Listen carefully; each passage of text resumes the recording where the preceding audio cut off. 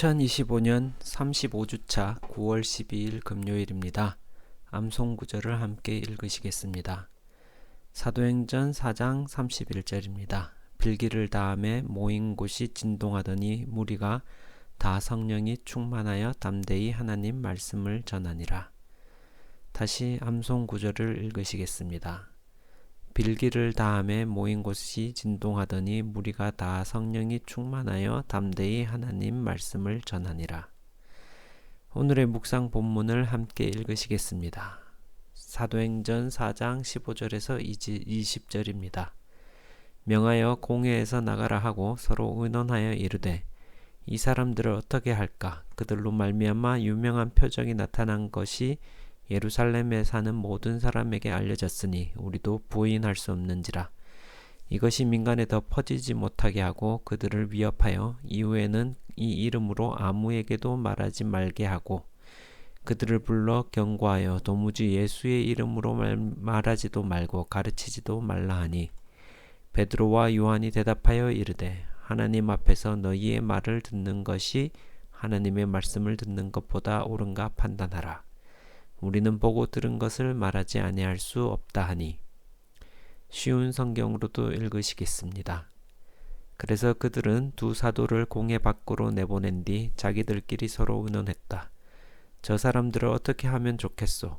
그들이 큰 기적을 행한 사실을 예루살렘에 사는 사람들이 모두 알고 있고 우리도 그것을 부정할 수만은 없소. 어쨌든 이 일이 백성들 사이에서 더 퍼져나가지 않도록 막으려면 이 사람들에게 더 이상 예수의 이름으로 말하지 않도록 엄중히 경고해 두어야겠소. 그래서 그들은 두 사도를 다시 불러들여 앞으로는 더 이상 예수의 이름으로 말하거나 가르치지 말라고 엄하게 명령했다. 그러나 베드로와 요한이 그들에게 대답했다. 하나님의 눈에 어느 쪽이 옳게 비칠지 당신들 스스로 판단해 보십시오. 하나님께 복종하는 것입니까? 아니면 당신들에게 복종하는 것입니까? 누가 뭐래도 우리는 우리가 보고 들은 것을 말하지 않을 수 없습니다. 오늘 본문 말씀을 통하여 하나님께서는 당신에게 어떤 말씀을 들려주시나요? 특별히 마음에 와닿는 단어나 구절이 있습니까? 조금 낮춰 말하자면 저는 영적 전쟁을 말싸움이라고 표현합니다. 마치 아담과 하와가 뱀과 대화하는 것과 같습니다. 뱀은 하와에게 아무런 물리적 위해를 가하지 않았습니다. 다만 거짓된 말로 하와가 하나님을 거역하게 하였습니다. 영적 전쟁은 우리의 생각 속에서 일어납니다. 사탄은 침소하는 자로 하나님의 자녀인 우리가 쓸모없는 자로 느껴지게 생각을 자꾸 넣습니다. 하지만 하나님의 참된 음성이 내 안에 있다면 하나님의 생명이 내 안에 자리 잡아 그 역할을 하기 시작합니다. 오늘 베드로와 요한이 맞닥뜨린 시험은 하나님의 말씀을 듣는 것과 사람의 말을 듣는 것 사이에서 선택을 하여야 하는 것이었습니다. 오늘 본문 15절에서 18절을 읽으시겠습니다. 그래서 그들은 두 사도를 공회 밖으로 내보낸 뒤 자기들끼리 서로 의논했다.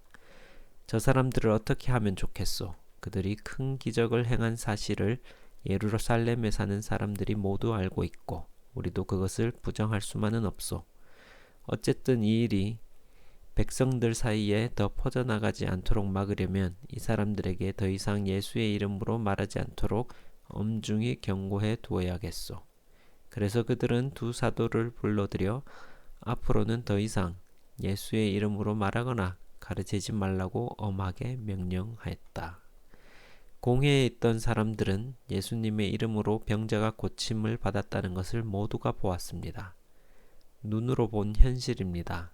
그러나 그들은 직접 본 것도 부정하려고 했습니다. 자신들이 하는 일이 정당한지 아닌지를 가늠하는 간단한 척도가 있습니다. 정당하다면 공적으로 알려지도록 합니다. 정당하지 않다면 은폐를 하려고 들 것입니다. 하나님께서는 빛으로 조명하시는 분이십니다. 그 무엇도 숨길 수가 없습니다. 진리는 진리 자체로 가지는 힘이 있습니다. 아무리 숨기려고 하여도 숨겨지지가 않습니다. 하지만 저들은 자신들의 권위가 더 중요했습니다. 그래서 백성들 사이에 예수님의 이름의 능력이 알려지는 것을 막으려고 했습니다. 왜냐하면 병자를 치유하는 권위가 예수님의 이름에 있다는 것을 알았기 때문입니다. 그들도 예수님의 능력을 믿은 것입니다. 구약 아합 왕 때 가뭄이 드니까 아합 왕이 이사야 때문에 가뭄이 들었다고 다그치는 부분이 있습니다. 아합 왕은 이세벨과 같이 바알을 섬겼습니다. 바알은 비를 주는 신이고 이슬을 담당하는 신이었습니다. 그리고 바알의 아내인 아세라 여신은 땅에서 곡물을 만드는 신이었습니다. 그렇다면 가뭄이 들고 비가 안 오면 자신들이 섬기는 바알 신에게 다그치고 따져야 했습니다. 그런데 아합 왕은 이사야에게 책임을 묻습니다. 그렇습니다. 하나님을 떠난 아합 왕도 진짜 능력이 어디서 오는지 알고 있었던 것입니다. 하나님을 믿지 않는 사람도 하나님의 능력을 아는 것입니다. 다만 자신의 권력욕에 눈이 가려진 것입니다. 오늘 본문 말씀은 당신과 당신의 삶에 어떤 의미가 있습니까? 이 말씀을 어떻게 당신의 삶에 적용할 수가 있을까요?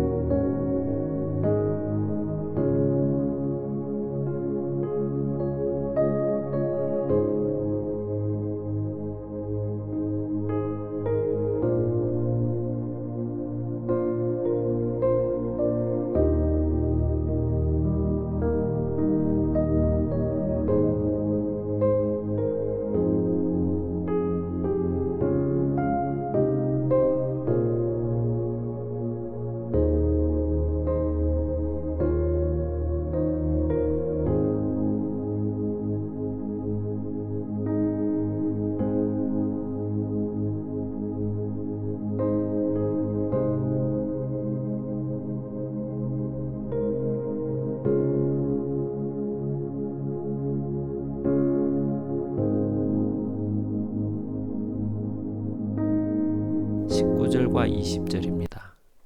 그러나 베드로와 요한이 그들에게 대답했다. 하나님의 눈에 어느 쪽이 옳게 비춰질지 당신들 스스로 판단해 보십시오. 하나님께 복종하는 것입니까? 아니면 당신들에게 복종하는 것입니까?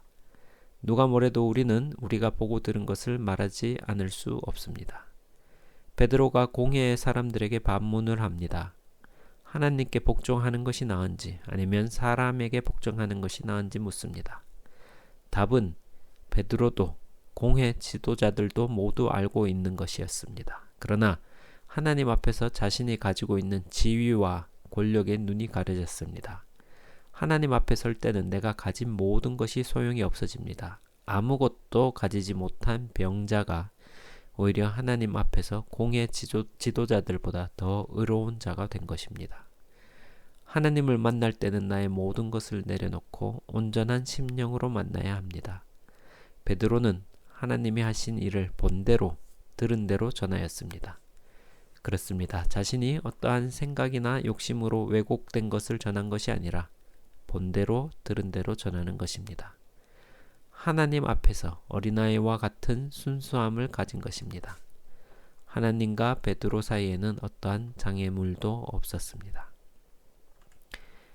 이제 당신의 생각을 기도로 적어 보십시오. 당신의 기도는 감사와 찬양일 수도 있고 마음의 고백 혹은 하나님의 도움을 구하는 기도일 수도 있습니다. 자유롭게 기록하되 잠시 시간을 갖고 주신 말씀에 대하여 하나님께 응답하는 기도를 적어 봅시다.